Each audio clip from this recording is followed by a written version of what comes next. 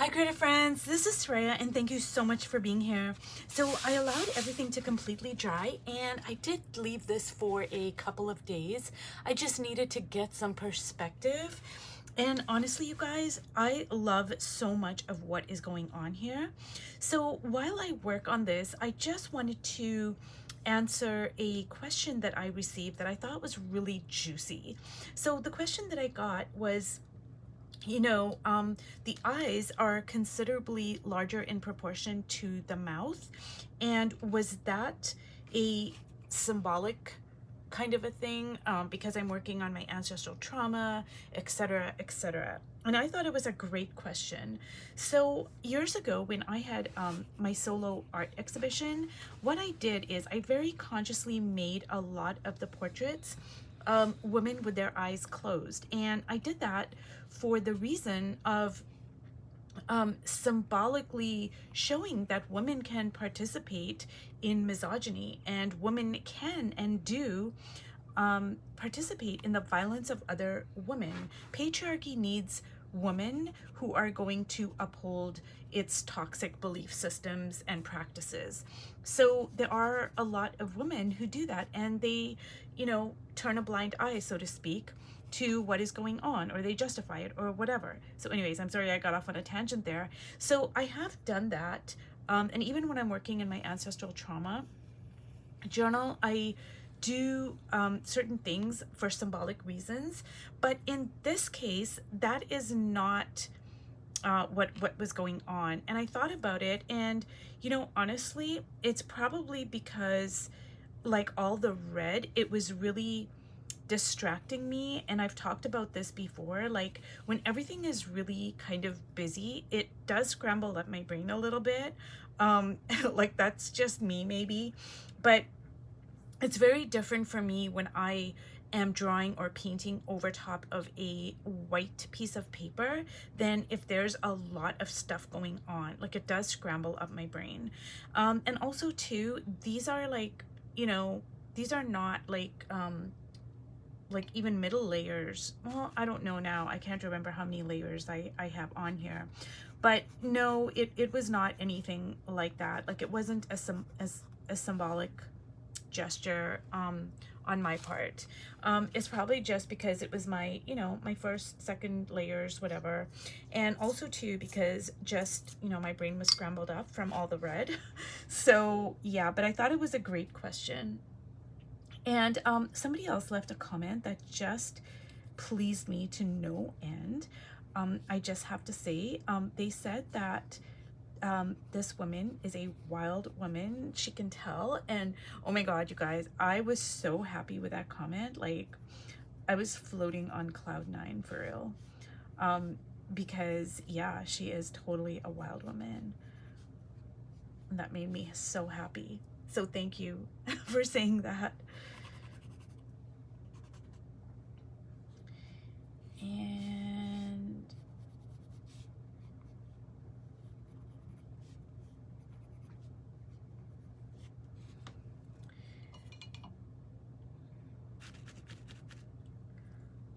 so you guys, I am really, really loving this black and white collage here. It is giving so much, it's just giving so much energy. That's the word that comes to mind. I was thinking about it and I was like, what is the word that, I mean, it's contributing a lot to the piece. But I think the number one thing that stands out to me is just the energy that it's giving, and a little goes a long way. Like I don't have to use a lot of this paper for it to have such a bold impact. And I have to be careful with my reds here because there is already so much red on the page. I mean, even though I've covered up a lot, it is a red dominated page because red, so this seems like a good time to talk about different colors in the sense of their weight. So certain colors have more weight than others.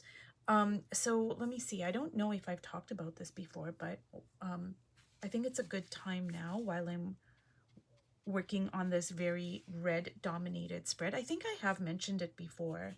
So because red is such a bold color, it's going to have more weight than say, a blue, for instance. So just say that I use 20% red on this page, it's going to read as more like a 50 or 60%.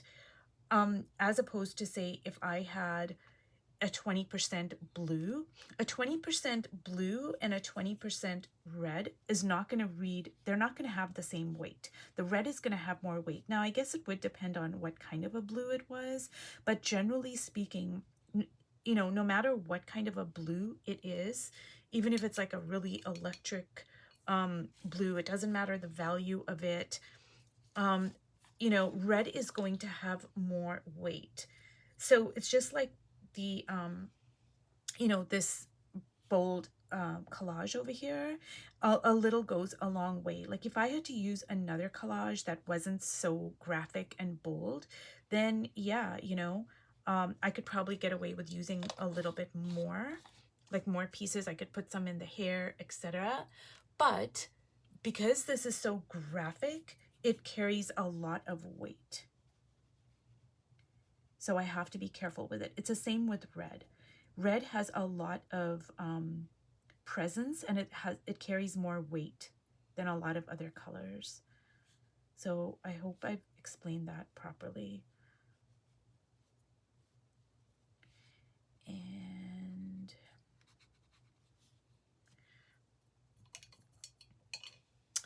I am going to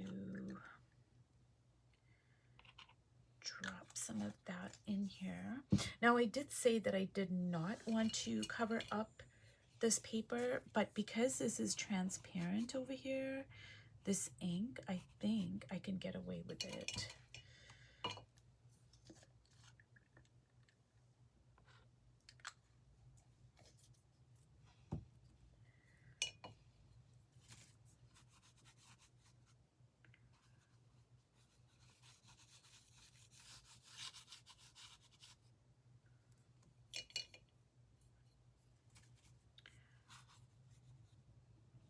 So I'm really looking forward to using this graphic paper in my Healing Ancestral Trauma journal.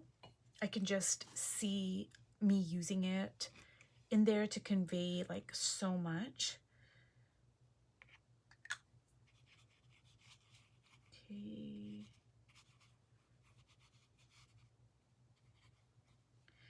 And I am going to,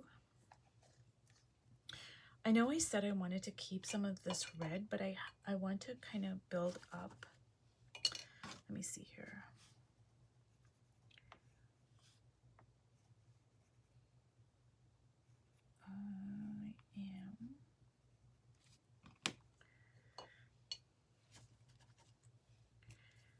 I'm gonna put a little bit of blue here in the corners here just to give it some shadow.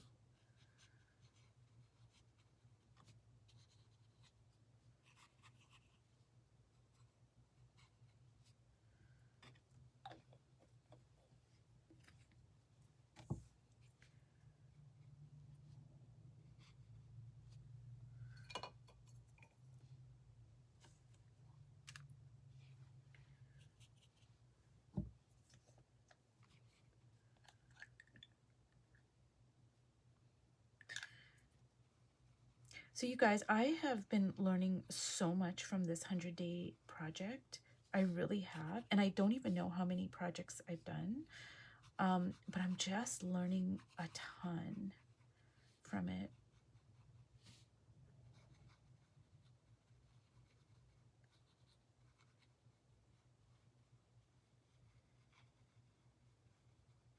So, I'm going to just drop some of that ink over there.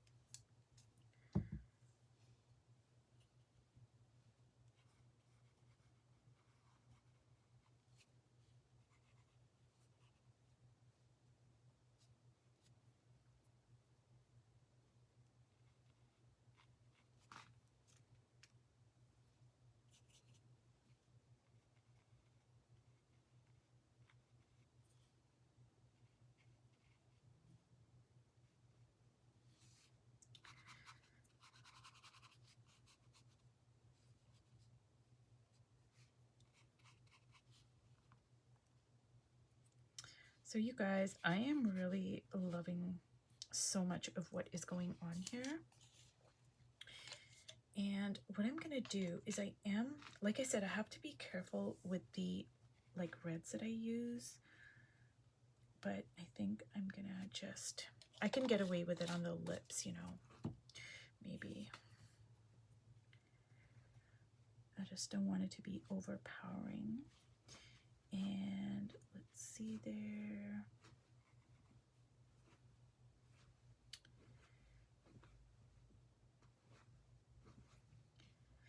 So you guys, talking about shapes, like I think I did mention this, like, you know, when you're painting hair and everything, you know, you look at shapes. You know, even when you're doing the facial features, if you look at, like just say, look at a favorite painting of yours and get out your viewfinder and really isolate the facial features, you will see that, you know, the nose is shapes, and the lips are shapes, like everything is shapes. And once you see it, it really does make things easier for you to draw and paint. Okay.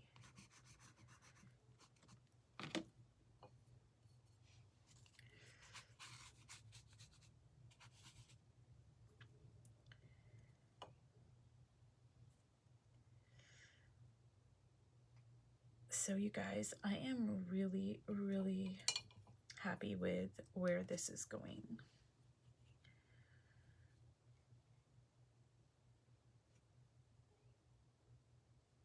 Ooh, now that's quite a big puddle up over there on the lips there, but that's okay.